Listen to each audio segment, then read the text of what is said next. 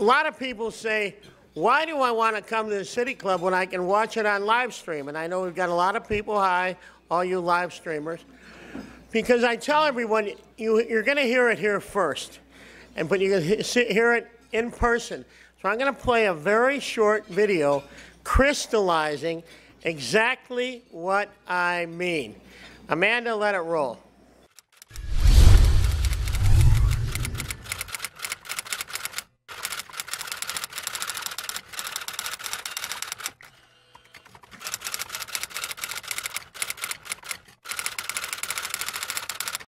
I think that I don't think you will see Mayor Rahm Emanuel's name on the ballot again in Chicago.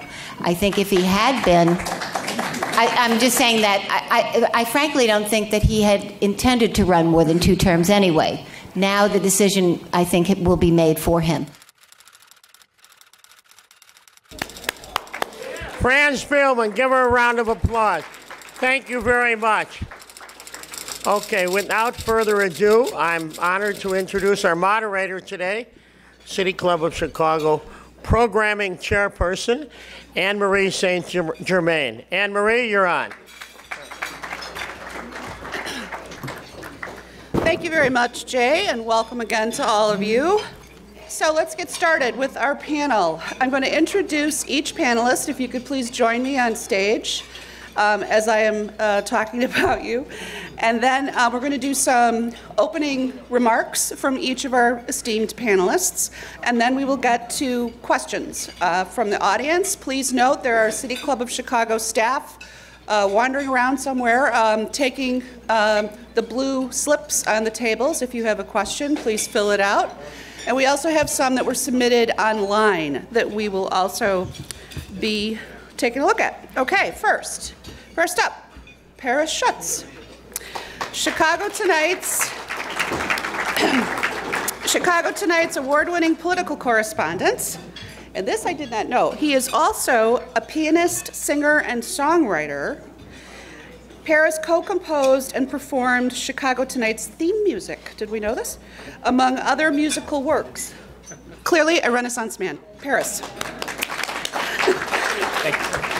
Fran Spielman. Fran Spielman has covered City Hall, spanning the administrations of 7 or is it 8 mayors. She joined the Chicago Sun-Times after 10 years in radio. She was inducted into the Chicago Journalism Hall of Fame, and as we just saw in the video, she is a very wise woman. Fran. John Kass. John Kass, please join us.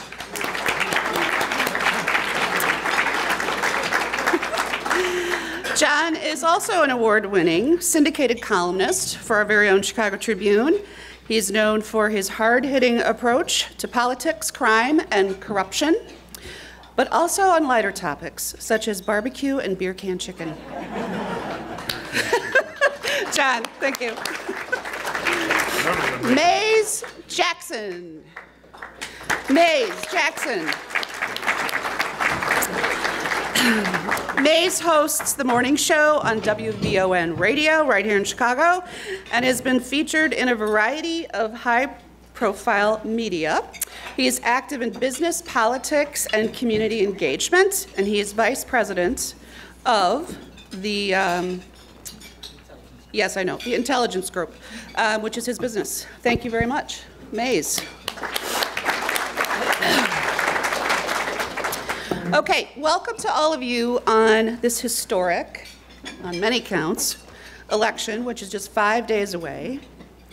And for the first time, we'll have an African-American Madam Mayor. We're going to get to questions in a minute. First, I would like to start with John. If you could make a few comments and observations to share with the group today. Can you hear me?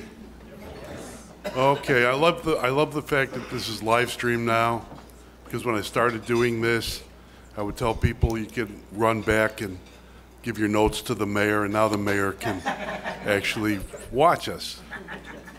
Which brings up, I think, an interesting point about what's going on is Kim Foxx sinks deeper into the pit of despair and drags Toni Preckwinkle down with her. Ram was very upset or excited about arguing about Kim Foxx. And no one asked, and if Fran had been there, and she wasn't, if Fran Spielman had been there, she would have said, Mayor Emanuel, didn't Tina Chen call you since you're Eddie Robinson's boss? No one asked that question. There are a lot of questions to ask about this race, but most of them will be asked after it's over. How Tony Preckwinkle plans to survive. What is the future for Kim Foxx? I'll tell you right now, it is not United States Senator from Illinois. Dick Durbin's okay for another, as long as he wants it. And Lori Lightfoot. How badly are the Preckwinkle forces going to push the Smollett deal to hurt Lori Lightfoot in order to preserve their own standing in the races for aldermen? Because I don't think any of the aldermen that Tony Preckwinkle has endorsed are standing up. Hello, Alderman Hopkins. I don't think any of the aldermen that Tony has endorsed are standing up holding a news conference saying, "We love you, Tony Preckwinkle, you're awesome." I look forward to getting your questions. I'm sorry I don't have a big speech for you, but we've been rather busy lately. Thank you. Thank you, John. Mays, how about you? Good evening, good afternoon, everyone. Thank you for the opportunity. Jay, thank you for the opportunity to address the City Club. I think that we are right now in the midst of truly a change election. We have seen what so many of us have known for so long, that the quote unquote machine is really probably a few working gears that are left, but there is not the machine that we thought of. I think if there was the machine that we thought of, then I think Tony Preckwinkle would have run away with this race. I think when you look at and I'm gonna be honest, I really address these issues from the perspective of a black man in Chicago. I like to ask the question, what's in it for the black people? And when I asked the question as it related to both of these mayoral candidates, I happened to be on the air that night, and I remember when the returns came in and the top two candidates came in, myself and Todd Stroger were like, God, we thought we had a chance to get a black mayor. And then we realized that there were two black women that were running for mayor, but neither one of them was the choice of the black community. When you look at Tony Preckwinkle, she won, in my estimation, what were primarily mixed or white wards. They were hybrid wards. When you looked at Lori Lightfoot, she really ate Tony Preckwinkle's lunch. Tony Preckwinkle spent the last 8 years, her whole entire career, building this progressive alliance that literally chose a new progressive and left her pretty much pantsless. Well, excuse me, I don't know if that's the right word, but left her in a situation where she had spent all this time cultivating these progressive relationships, and they picked a new progressive. And in the time that she was being a progressive, she really did not spend much time building rapport in the black community. So she essentially wound up becoming the black candidate with no deposits in the black bank. And she is now looking for the black community to rally around her and save her, and I don't think that that is really going to happen. Fran. Happy opening day, everyone. Go White Sox. Where would we be without the brown butcher paper? Where would we be without Danny Solis and his massages with nice endings? We thought that this was going to be a matchup between Tony Preckwinkle and Susana Mendoza, or Tony Preckwinkle and Bill Daley. But when that happened, it all changed. Everything changed. Tony Preckwinkle had a problem going in. Even before that happened, she was a candidate who had never really been tested. She had the problem with the residual anger of the soda tax. She had her ties to Joe Barrios. She was the party chairwoman, which I can't believe she ever agreed to be, because that's really a weight on your back. And Richard M. Daley knew that, which is why he never became chairman of the party.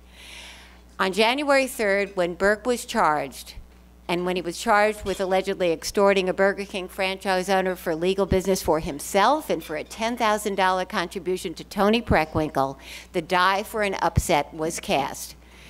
Tony Preckwinkle limped into the runoff with Lori Lightfoot, and again, Lori Lightfoot was the worst possible matchup for Tony Preckwinkle. Preckwinkle had a relationship with Burke. She had reached accommodation with him. She had hired and promoted his son. She had gone to the fundraiser at his home and taken $116,000. She had that $10,000 that he allegedly muscled for her. Then she limps into the runoff after having fired her campaign chairman, her security chief, and her campaign manager. And she had only one path really to victory, and that was to go very harshly negative. So on election night, she begins her opening address, her victory address, by going negative, while Lori Lightfoot was able to be very positive and inclusive. And that just didn't work out. She goes up on the air when she still had money to do that, and now she's back on the air with a very small buy. And the commercial that she aired was kind of all over the place. It attacked Lori Lightfoot as a millionaire corporate lawyer, and it said that her record as a police board reformer was not really what she said. But it was kind of not pointed enough, and it didn't really do the job, and that was her one path, and that was it. The CFL stayed neutral. That allowed Lori Lightfoot to get some of the unions. And of course, the firefighters was a real key, because that one, you have the ability to go after the Northwest and Southwest side vote that went to Jerry Joyce and to Bill Daley. You had Matt O'Shea endorsing her in the 19th Ward, where Jerry Joyce came roaring out of there with like 9,000 votes. Now the business community is somewhat rallying behind Lori Lightfoot. The Chicagoland Chamber is for her. You can say that Lori Lightfoot got lucky when Burke was charged and when Tony Preckwinkle was dragged into it, but you have to give her credit for having put herself in the position to be lucky. She was out there with a lot of moxie before the campaign even seemed to have a chance. I was at the press conference where she stood toe-to-toe with Rob Martwick, who is a Preckwinkle supporter, who showed up to start yelling at her at one of her press conferences, and Lori just stood toe-to-toe with him. She refused to be, as she put it, bullied out of the race. She blew the whistle on that to Tony Preckwinkle. She said, no, I'm not getting out. You can say I'm going to cut a deal with you to be the corporation counsel in your administration, but I'm not doing that. She stayed in it. She even, earlier than that, boxed in Rahm Emanuel, where he had no choice at all but to reappoint her as police board president. She made the most of that appointment. And so here we are, with an election that has been very unpredictable, with a very predictable ending that appears to be. Who would have thought that police officers would be backing Lori Lightfoot? Lori Lightfoot, who wrote the Task Force on Police Accountability report that they believe, and rightfully so, set the stage for the Justice Department to come in and do the same, which set the stage for the consent decree that they are fighting so vociferously. And yet here they are, pretty much backing, not the union, but the rank and file, Lori Lightfoot, because it's a lesser of two evils for them. They view Tony Preckwinkle and her handpicked state's attorney, Kim Foxx, as soft on crime, and even more so this week with the Smollett fiasco.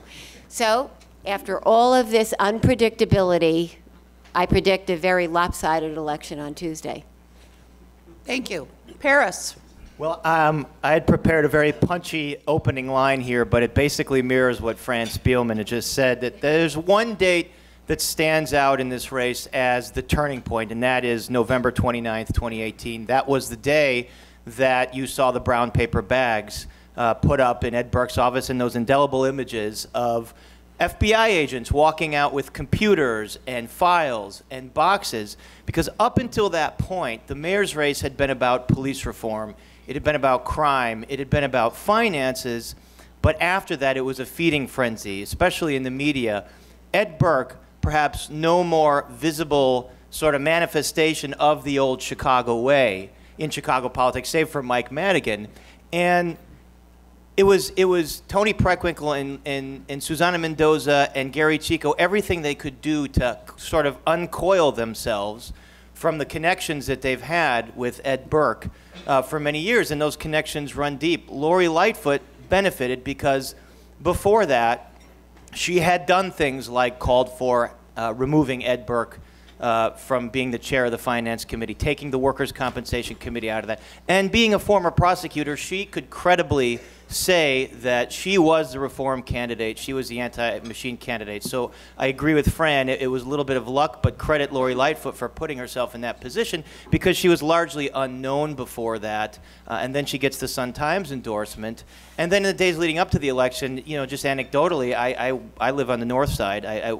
People I talked to, they all kept saying Lori Lightfoot. I don't know much about her, but it sounds like that's who I should vote for because I think this Ed Burke thing really stuck to Tony Preckwinkle and Susana Mendoza. But Lori Lightfoot, I was very surprised when she entered the race because I've covered her for a few years, and I've never known her to be a very ideological person. She was always a really good attorney and pragmatic, and she always was a stickler for following the rules for whoever she was working for. And so she worked for Mayor Brown.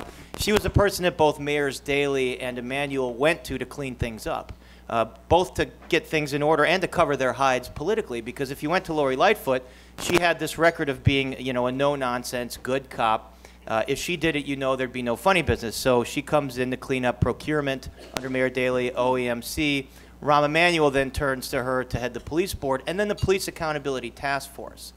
And this is where I think she kind of evolves, because when she first got appointed to that position, in the wake of Laquan McDonald shooting, I remember interviewing her, and she said that she felt that the city had done the right thing with the video, that all the things that the city could control in the wake of the Laquan McDonald murder, it did right. Not saying the police, that was another matter, the alleged cover-up, but that there was no cover-up in her mind on the city level. So then the task force gets together, and Rahm Emanuel did this to make changes, but also to cover his hide politically. And from what I understood from people on that task force, Lori Lightfoot didn't come in with an agenda. She listened to everybody. They came up with a report that was damning, that accused the police department of racism. That was something that Mayor Emanuel did not expect. And what he also didn't expect was the fact that Lori Lightfoot was going to go out and very publicly admonish him for not adopting all of the things in that task force report. It's like a Frankenstein that he created. And so this is where Lori Lightfoot sort of sees her political opening. Add to the fact that she was charged with finding a new police superintendent, 3 finalists to be superintendent, and Rahm Emanuel spurned all of her choices and went with his own person, Eddie Johnson. That enraged her. But if you look at Lori Lightfoot's career, I was surprised when she took that progressive independent lane because her career was always as a pragmatic. She's represented Republicans. She's represented police accused of misconduct. When you look at Tony Preckwinkle, also a really interesting dichotomy. Always an independent progressive, no doubt about that. Voted against the parking meter deal when she was an alderman, but I think at some point late in her career, she decided that she wanted to bring her issues and causes to a bigger audience. She wanted to make a bigger impact. And the way she felt that she had to do that was to play the game, was to use the levers of the political system that existed to rise up and to further the causes that she believed in. And she did that by aligning with Joe Barrios, the chairman of the Democratic Party in Cook County at the time, by having a fundraiser held by Ed Burke, by promising jobs to your nephew and to your brother, and to promise campaign contributions if you voted for me. And she'll say she believes in a lot of aspects of the old political system. She believes she doesn't believe in term limits. She believes in aldermanic prerogative because politics is a way to achieve the ends that she wants to achieve. The problem, as we know in Illinois, is that politics and power become the means and the ends for some politicians that we hold dear to our heart. Toni Preckwinkle, I think you can say, was about using the power to achieve the ends that she wanted to achieve. But as Fran said, she overplayed her hand with these alliances with Berrios and Ed Burke, and it's come back to haunt her. We have a lot of questions. Thank you all for your opening comments. We have a lot of questions to get through. And I'd like to start with one for the group. There's been a lot of animus in this runoff. And if you've been watching the debates, you'll see that the two finalists, if you will, cannot even sometimes make eye contact or extend common courtesies of hello. If Lori Lightfoot prevails, if Lori prevails, how will the two work together, in your opinions, with Toni Preckwinkle still president of the Cook County Board? No different than Rahm Emanuel and Toni Preckwinkle. Very frosty, I imagine. And that wasn't any different. So they'll work together when they have to, and they'll avoid each other when they can, I suppose. I mean, there is animus there. And you could see it in the body language. But Toni Preckwinkle will be very wounded by this election if it goes the way we think. And so Lori Lightfoot will just have to go on and try to deal with her when she can, but it's not going to be good. Mm-hmm. You know, I think that if I was Lori Lightfoot at the end of this, I'm probably going to be making a plan to really minimize Toni Preckwinkle's power in a variety of different ways. So they probably are going to attack her at the Cook County Board. I think if you, not Cook County Board, excuse me, the Democratic Party, if you pay attention to how many of the North Side committeemen are already making their moves or making their opportunities to try and figure out a pathway into Lori Lightfoot's administration, I think then you think about how many of those committeemen are also aldermen, and they will be seeking to curry favor with the new mayor. If she's politically smart, she would probably do her best to minimize the access that Toni Preckwinkle has. We know that Toni Preckwinkle has been in the past accused of being spiteful or aggressive in going after the people that she is not good with. I think that Lori is going to probably have to respond to that. John or Paris? I think quietly, the first thing she should do, whoever the next mayor is, but I think it'll be Lori, is to put together a financial team and express to the city of Chicago and the taxpayers of Chicago how they're going to proceed. That includes sitting down with a man that I have had differences with politically, but I respect as the hardest working and most disciplined politician this state may have ever seen, and that's Michael J. Madigan. And she should sit with him and talk with him and figure this thing out. On the political side, Toni Preckwinkle, if she loses this, is toast. And they will run away from her because blood is a bad thing, right? You've all seen it. And anyone who wants entree into the mayor's office is going to be hanging with Toni. And so she's done. I don't know, maybe you disagree. On the county board, if she does go back to be county board president, she has unprecedented power. 16 of 17 county board members are Democrats. Many of those are people that she ran that defeated people that opposed her. So she might not have sway with the committeemen or aldermen, but if she goes back to the county board, she's going to have a lot of loyalty among those county board commissioners. Can I just touch that? Because I think right now, what you're going to see is now who wants to be next. Right. And so if it's me, I think you're seeing it already happen right now. You are seeing story after story after story on Toni Preckwinkle, and I think she's going to find out what it feels like to be Todd Stroger. No, really.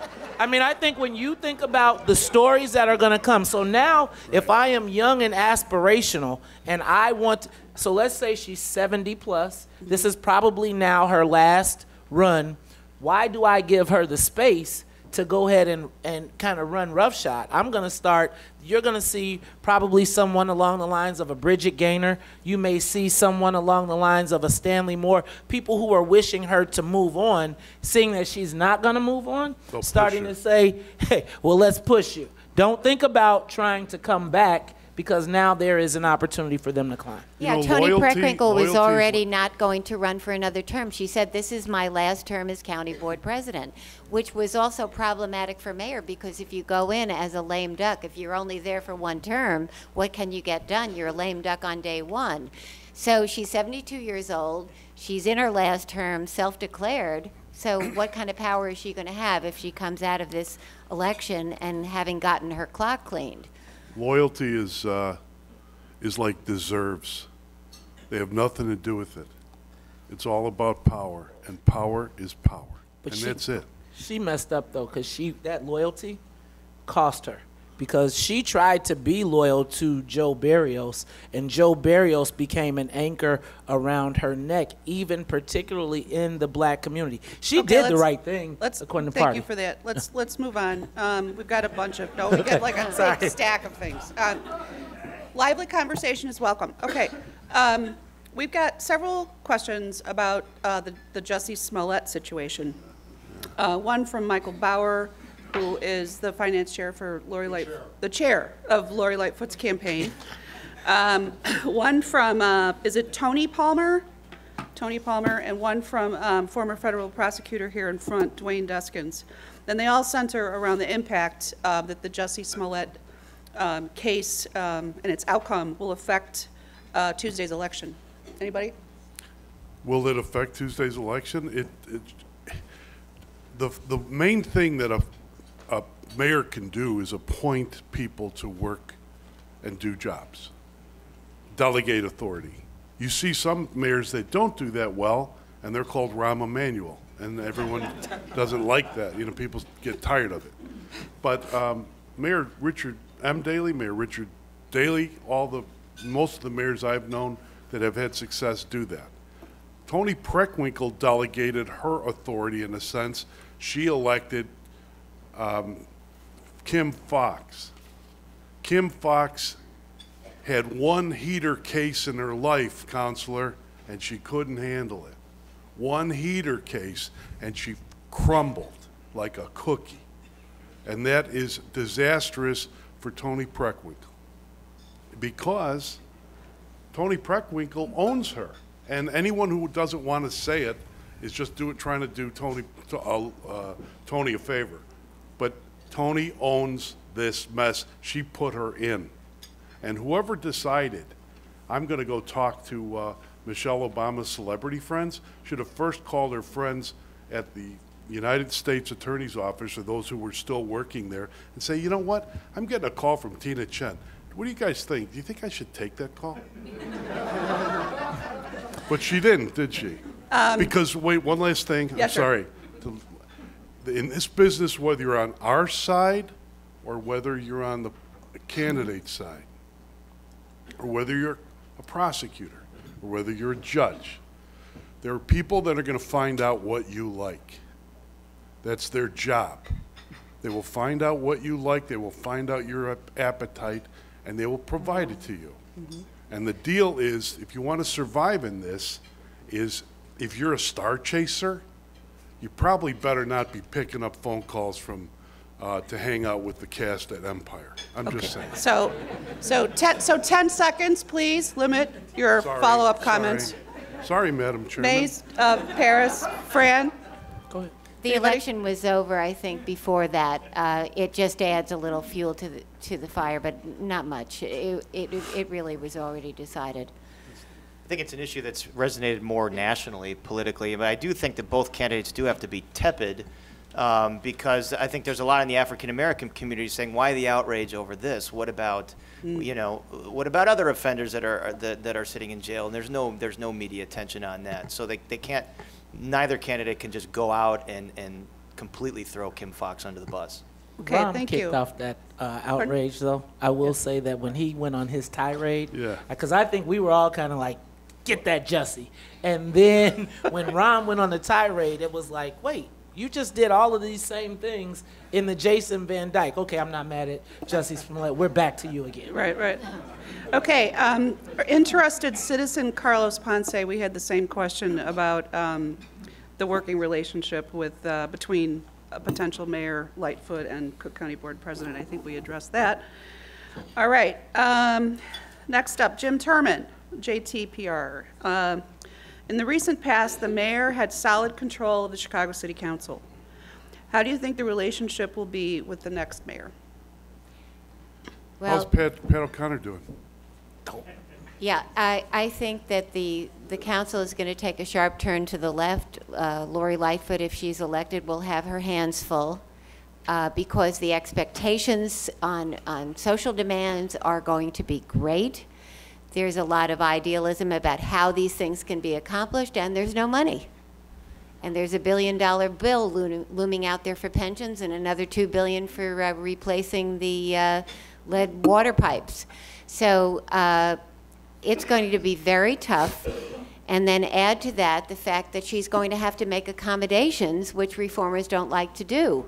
But you have to make accommodations to get your programs through. Who's going to be her floor leader? Who's going to be the finance chairman? Will Ed Burke be lurking out there with the bodies that he knows that are buried all over the building? Will he be messing with her in some kind of way while he's still around? And so it's going to be a very, very tough road to hoe. She will have to quickly form a coalition of aldermen together to get 26 votes for the programs that she needs, and yet the council's going to try to reorganize itself because that's what they are supposed to do. They never have done because the mayor always dictated who the floor leader was, who the committee chairmen were. So we'll see. Anybody? There will be factions. I think that we saw before council wars. I think this will be fractured council wars because I think you've got the progressives who thought they were the progressives, and now there's this group that has emerged to the left of them. And so where do they go? I think with all of the change in city council, seniority is going to play a role because you got a lot of people that are leaving or coming. I would say that 1 through 26, if I was in the council, if I was 1 through 26, I'd stick together and you just got to come see me. John? The one thing that many of you know from dealing with the council is that there are the show ponies and there are the hardworking aldermen. There are two kinds of legislators. The ones that show up on, direct screaming matches against Lori Lightfoot, like what's the one from 30? What's the 30th Ward Alderman? Yeah, like that. Like that's a show pony. Then there are the others that do their work in the committee.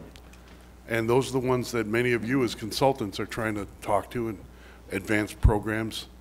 And those things, that's what Lori Lightfoot needs, is a understanding of who those aldermen are and how, and the process of it. The problem is that for many years, Burke and also Pat Hewells, who's no longer there, had control over that process and how young aldermen learned. She needs a crash course. I would nominate Jay Doherty and Tom Donovan to sit down with her. I could go with Fran? Or Paris? Well, I agree with what everyone said. I'll just add one little anecdote that a longtime alderman told me. He's like, you know what? I think I want to get out of here. And he's going to win his election. He's like, we're going to have a bunch of Tasmanian devils, running around. And there's a lot of these democratic people who self-describe as democratic socialists who are coming in, as Fran said, with a lot of idealism. But there's also a lot of pressure on them to change the job of aldermen, taking away aldermanic prerogative and making the body more legislative and not so much being the fiefdom of your little kingdom.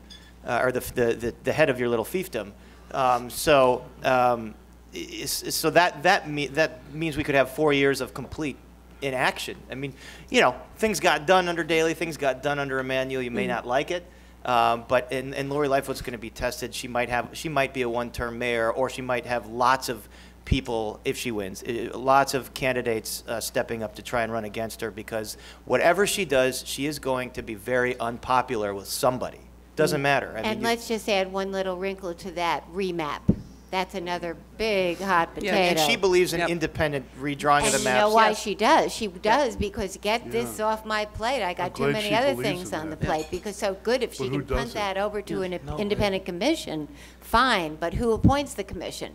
So she still is going to have a problem. We have a black exodus from Chicago. There is going to have to be a reduction in black wards. Hispanics are going to demand more Hispanic wards, and there's going to be a fight over whose ox gets gored. Yep. And that's going to be a real problem.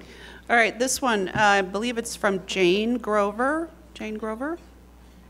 Chicago Metropolitan Agency for Planning, CMAP. Little anecdote, or no, little note here from Jane. She's not a member, but her father, Bob, is. The new mayor will be fully occupied by Chicago's challenges, but Chicago does not exist in a vacuum, really. What's your advice to the next mayor on working with Chicago's suburban partners on regional challenges, notwithstanding that we're going for statehood? But go ahead. John, you want to tackle that one? What is my advice to her with respect to? The next mayor, in terms of working with the suburban partners on regional challenges, not just focusing on the city limits. I think the first job, yeah, fine. Go have a meeting, call the newspapers in, and like have press conference. Oh, I'm working with the Blue Ribbon Panel, and then get your work done. Go see Mike Madigan, talk about what you have to do. Get your business people together, get your relationships with the cops in order, figure out how that thing called the City Council of Chicago really works. And you only have like a few days to do it. So I hope Lori Lightfoot was good at tests, because this is a crash course and there's no failure, you know? Failure means, I don't know what it means, but it's not good. It's not good for her. You know, she can't fail because the city can't fail. I think suburban cooperation is probably the least of her problems, but there are common problems that they have. They all need a transportation bill. Yes. They all need that. They all need maybe pension relief. So she can try to reach, a consensus with them on things that they share that they all need. But that really is a backseat to the local problems. Mm-hmm. Well, neither candidate has given an answer, an adequate answer on how they're going to solve the pension funding crisis and the fact that the city's strangled by debt and bills it can't pay. And they keep saying, we're going to go to Springfield, we're going to get part of the progressive income tax if that passed, we're going to get marijuana tax, we're going to get casino revenue. No, that's going to solve about 1/100th of the problem, if that all materializes. So I think the suburbs and the city keep saying, well, state, bail us out. Well, I think the state is saying, who's going to bail us out? One thing I think they can sort of get some help on is on their pension funds. There is a movement to possibly have the state absorb Chicago's very beleaguered pension funds and just kind of consolidate all these horribly funded, nightmarish funds into one giant state fund, and that might provide some relief for taxpayers in Chicago. But beyond that, you got to look to yourself for your own solutions. I mean, you can't go to the person above you. Notice no one's mentioned the governor of Illinois in half an hour of talking about this. No one's mentioned him once. Tip of the hat to you, Governor Pritzker. Okay.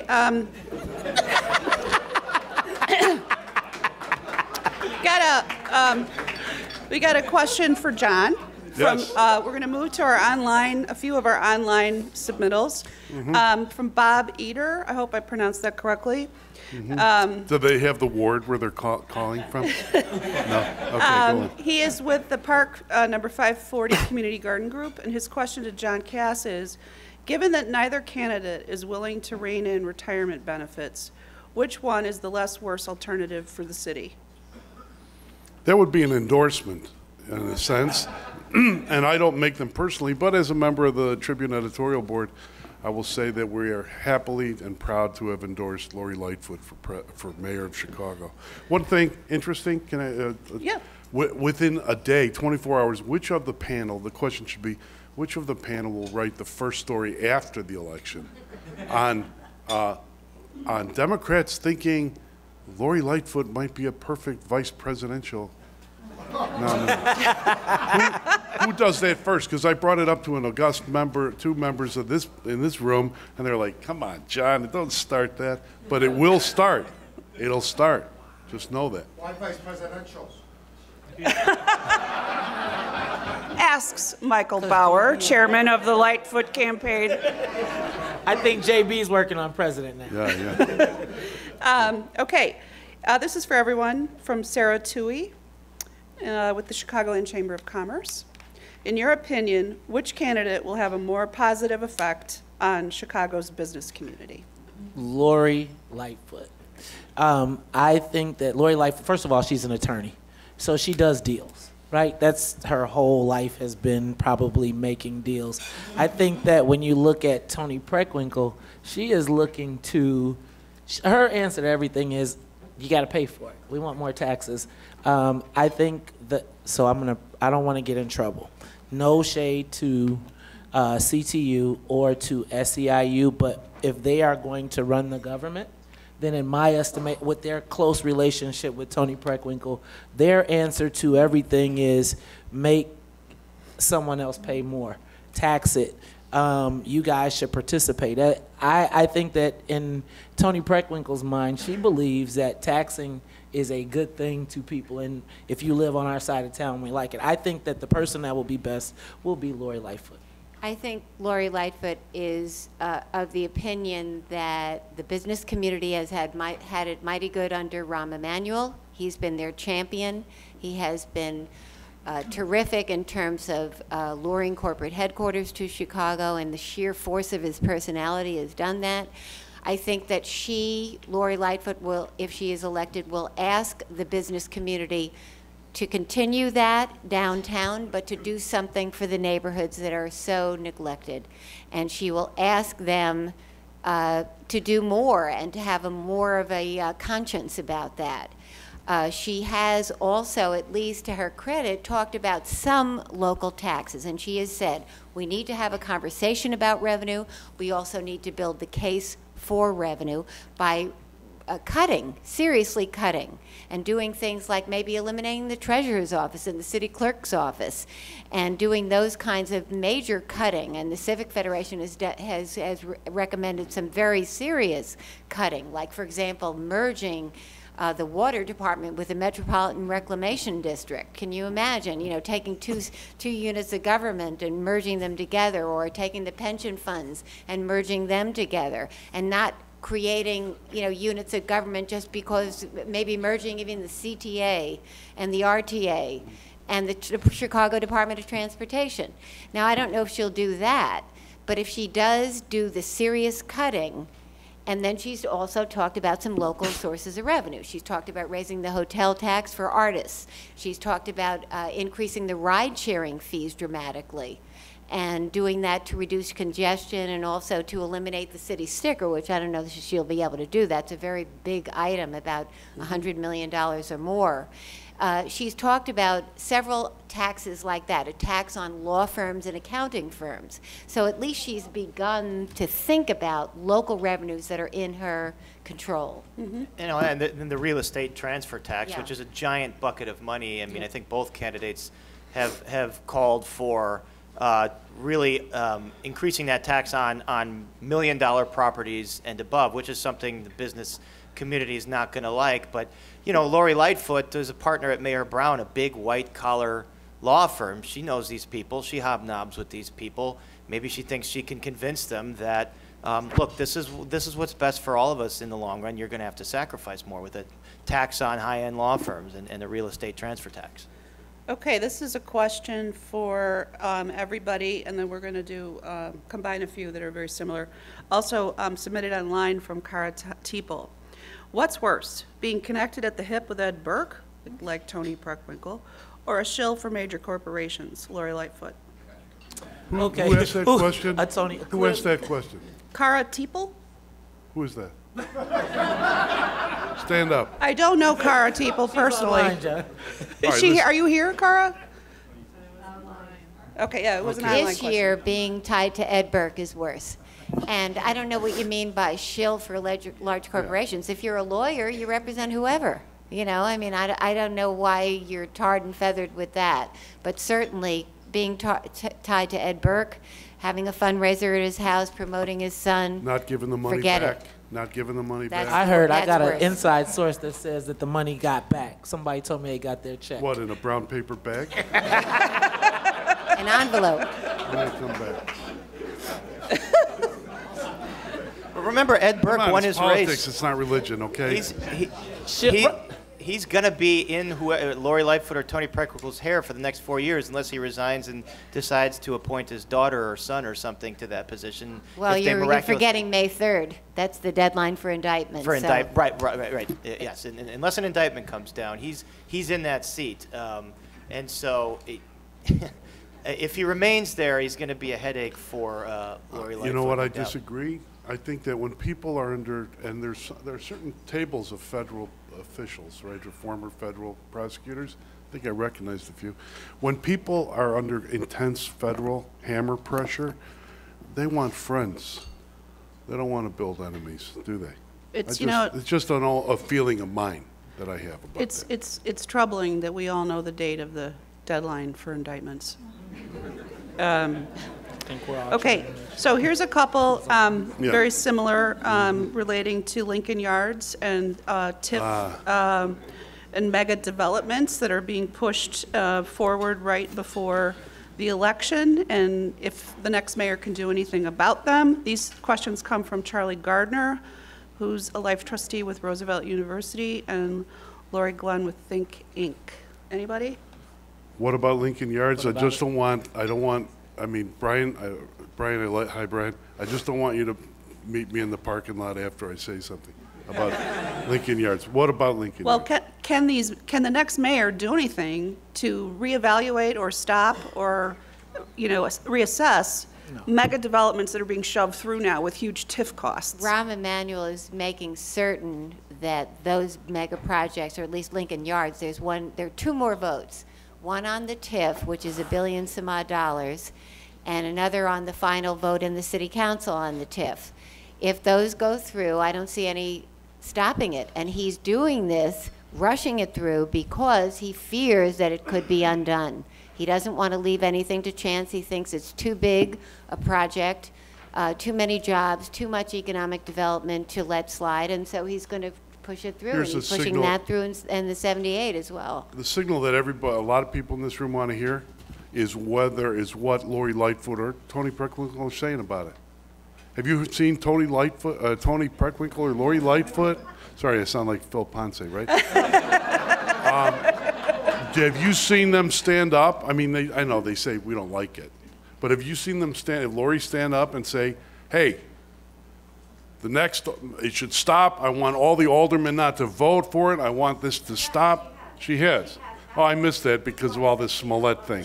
All right, she's done that. Okay, well, maybe. Will they show she up could- to the TIF vote in city council? Yeah, let's see. That'll be Let's see if she interesting. really cares. Thank you, Lori. We'll see. Do you want to step to the microphone, sir, and be sworn in? I'm listening to wiser people than me. Anybody else on that one? We've got a few more minutes. I just think Lincoln Yards project is reflective of what has happened in the city of Chicago under Mayor Rahm Emanuel. Let me just be clear. I live in a great neighborhood. I live in the West Loop, and I've seen it explode. But I must say that as we watch these projects rise from the dust, there is a south side of Chicago and a west side of Chicago, and we talk about it in code, and we say, oh, the people on the south side, and oh, the people on the west side. I just have to say that when you do these multi-billion-dollar projects, and there is no real consideration, yes, you have a couple of little projects over here and a little bit that you're going to spread around, I think it contributes to where we are right now. I just think it contributes to the fact that there is a tale of two, in some cases, three cities, and the Lincoln Yards project just sticks it right in your face.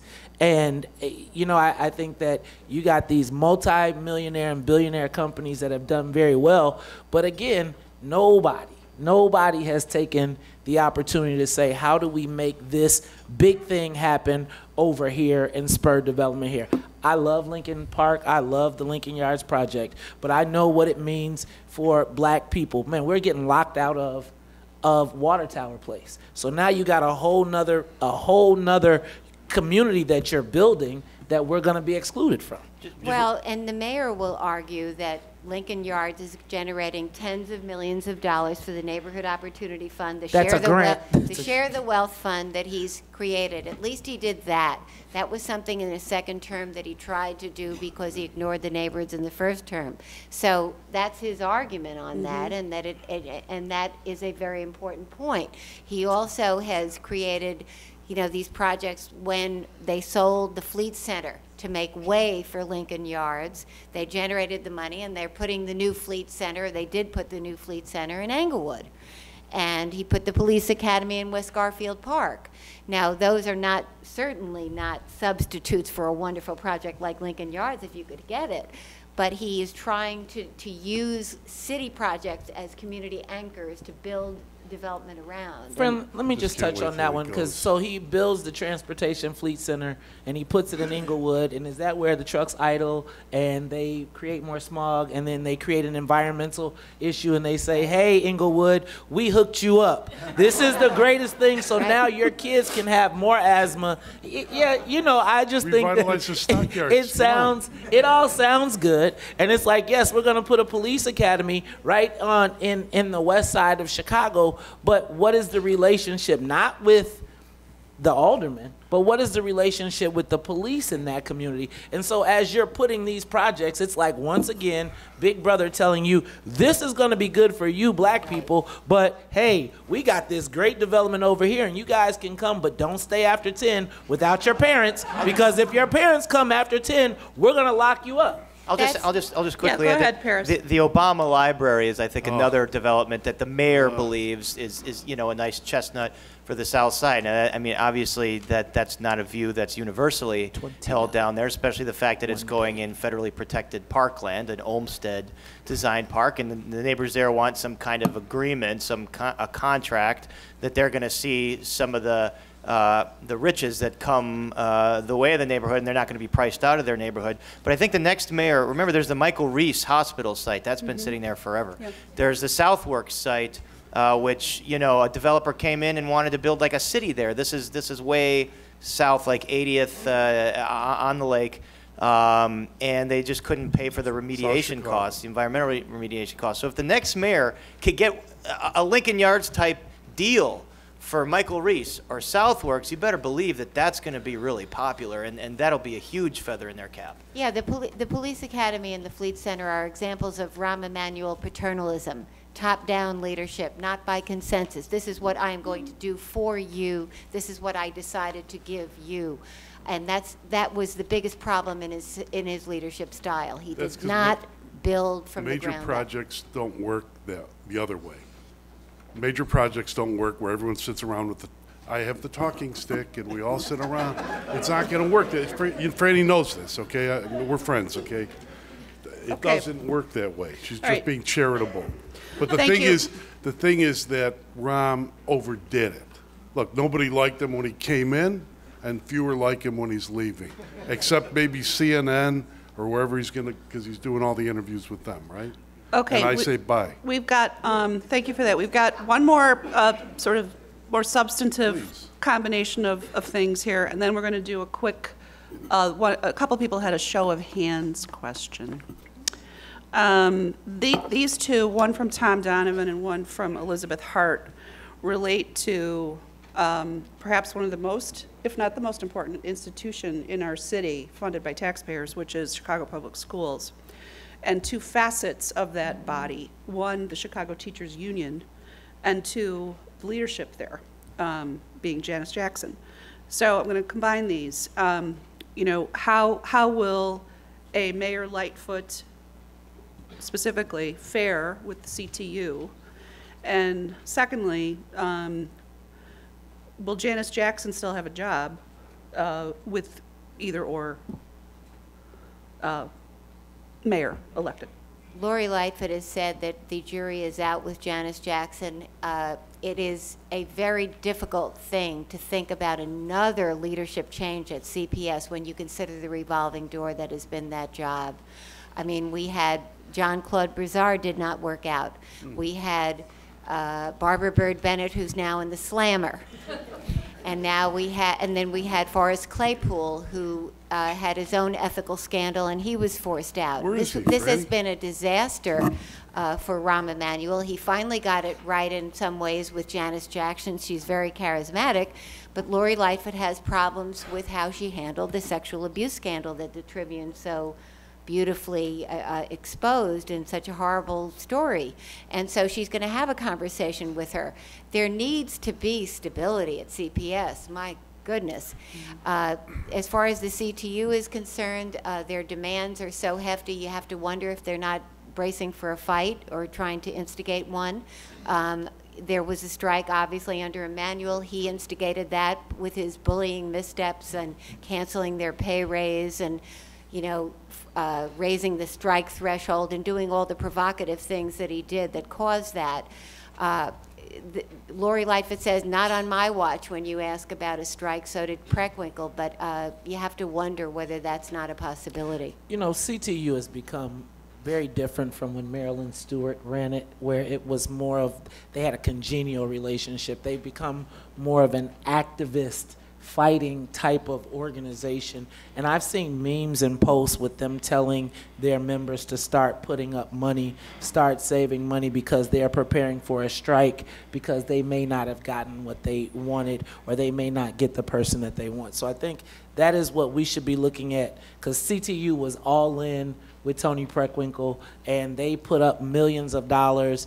And so I think that's the mentality that they've had. They've been in a warlike mentality since Rahm Emanuel came.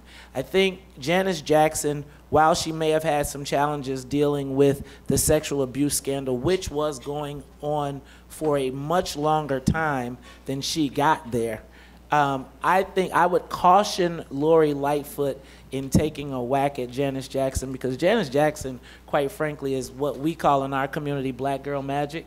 She has an aura when she hits the room. She is a CPS grad. She knows how to talk to parents and on both sides, but she makes a real connection. And I think that as Lori looks to become the mayor of the whole city, she's got to figure out who is she going to bring in. And one of the first people that I think that could help her build inroads in the black community specifically is Janice Jackson.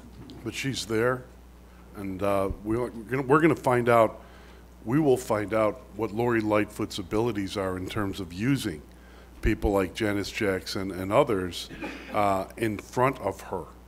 Because the mayor doesn't want to take, whoever the mayor is, doesn't want to have the sword in their hand. They want to have others doing the heavy lifting and the work. And for this reason, again, I said she needed, I mentioned political advisors. She also needs business people, advisors. There's Lawrence Massal. There's Paul Vallis. These are people, she needs people who can go to the business community like Paul and also be able to operate in a city. He hasn't, I just called him up yesterday. I said, did Lori Lightfoot call you? He goes, no. I said, you endorsed her and she didn't call you? She didn't call you before the endorsement? And he said, no. You just endorsed her without having a deal? And he said, yeah. And to me, that's the kind of guy, and whether it's him and other people that are like that, that's the kind of people she needs. She'll be getting, as the chairman of her finance committee would tell us if he would just step to the microphone, all the people who are now coming around with their checks and wanting to be part of this, are those the people, though, that she wants to count on to leave her legacy with? That's Karis, yeah, we're out of time. The but go teachers ahead. union contract is going to be up for the next mayor, and the next mayor is going to have to negotiate it, and the teachers union is loaded for bear. Amid this reality that the infrastructure of the school system is built for about 100,000 more students than actually attend school there. And we know how toxic it is, this idea of closing schools. So there's going to be a really difficult dynamic. The other thing is the CTU, I agree with Mays, is a political force. They're a political organization. And they've not only backed Tony Preckwinkle, but they have aldermen on city council. And so you better believe that there's a handful of aldermen at least that whatever the contract ends up being negotiated by the mayor and the teachers union, the aldermen are going to have a say, the aldermen that support the teachers union. So it's not going to be an easy fight. And then there's also the police union, the FOP. They don't have a contract. And with all these reforms and more oversight and more transparency, they want a lot of money in exchange for that. They're going to want big raises. Both of those contract fights are going to be nearly impossible. I don't know how they're going to resolve themselves. Police is going to go to arbitration for sure. All right, on that note, please give a round of applause. Thank you so much.